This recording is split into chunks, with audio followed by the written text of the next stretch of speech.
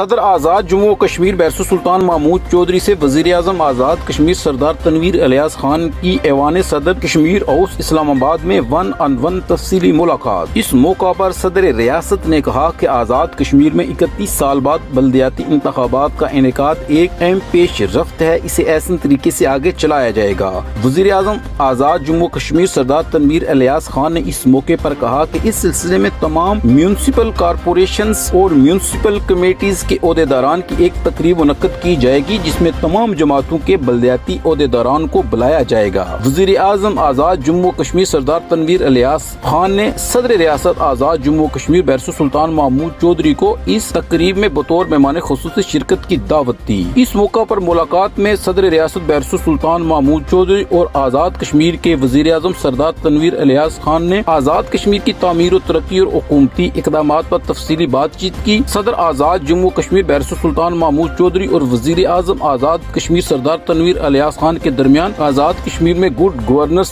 قائم کرنے اور باہمی دلچسپی سمیت دیگر امور پر بھی تبادلہ خیال کیا گیا۔